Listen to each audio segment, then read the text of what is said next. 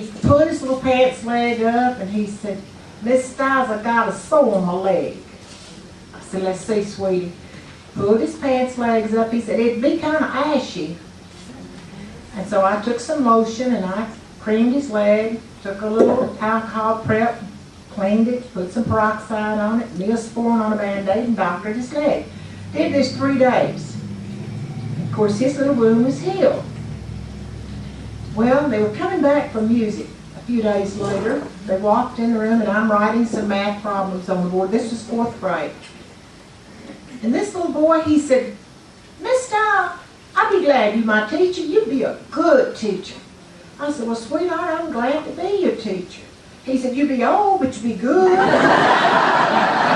And this other little boy across the room literally jumped out of his desk. He said, "Boy, don't you be talking about my teacher.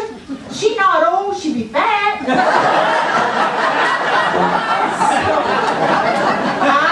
I really and truly, fully intend to write a book.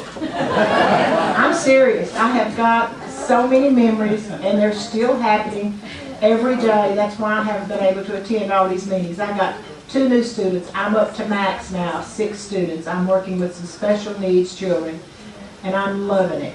No lesson plans, no papers to grade. If I want to get out on the floor and play checkers with them, I had one little boy, he was reading a story, he'd say, "Pop, pop, pop." Stories about popcorn. I said, "BJ, just a minute, I smell something." I reached over my desk drawer, pulled out a little bag of microwave popcorn, went and stuck it in the microwave. I said, "You smell that? We had popcorn. You can't do that in a regular classroom." Okay, now, here we go. You're going to remember this first part.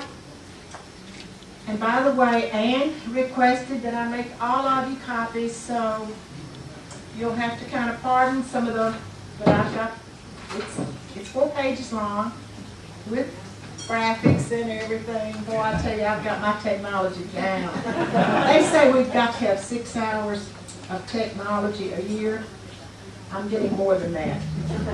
Okay, it's just entitled School Years Remembered by Patsy Binns Carpenter. Our last time together was lots of fun. This time, let's go back all the way to grade 1. In the morning, only the bus kids came. A lack of space, I suppose, was to blame. Afternoons were for town kids of every sort, while the little bus kids went to the old play court.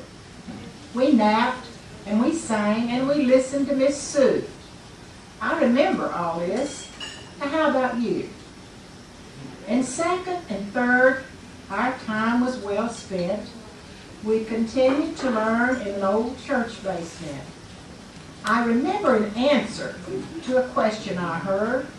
Mrs. Wilson had asked, what was a compound word?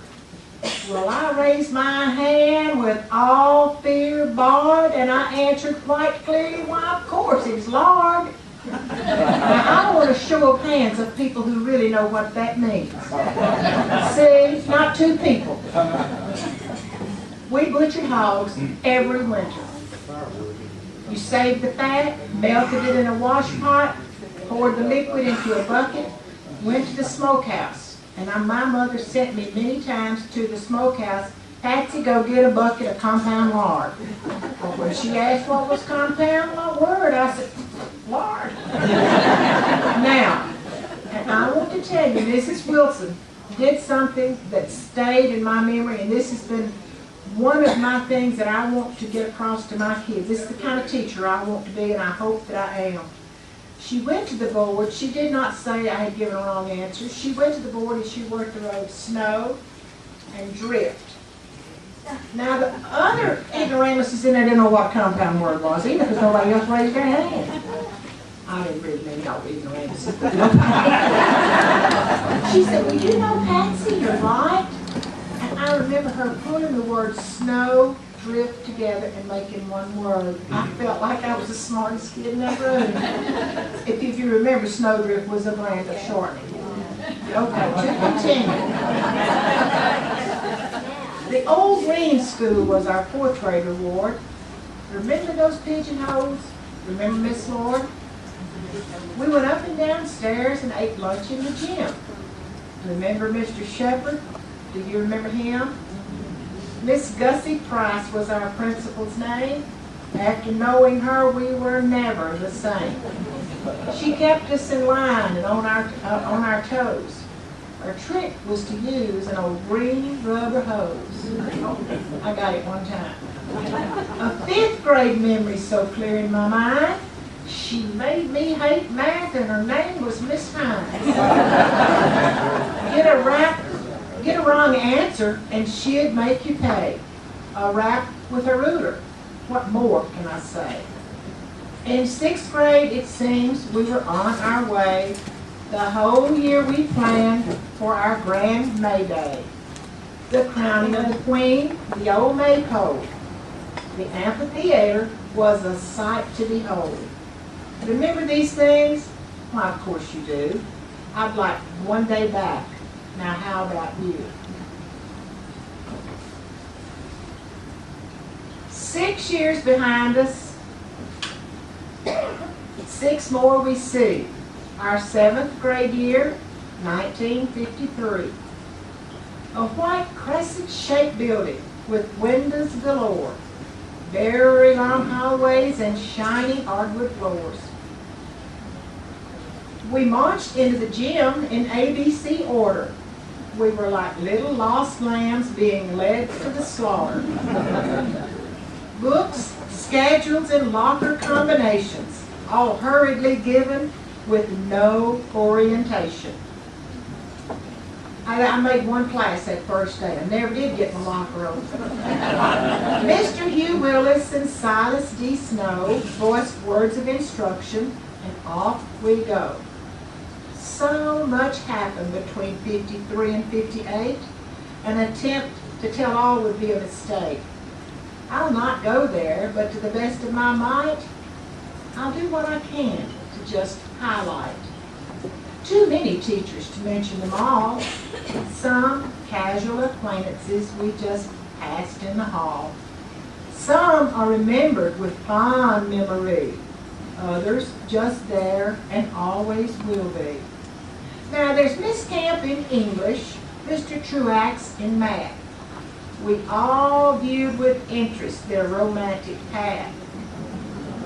We felt involved and never were bored as he held the door for her daily in his Model T Ford. Typing away and then in with a bolt, clear your machines. And this was no joke. She gave a page number and a ready begin. I took a deep breath and began to feel safer, while Stuart Jean tugged at my sleeve to borrow some paper.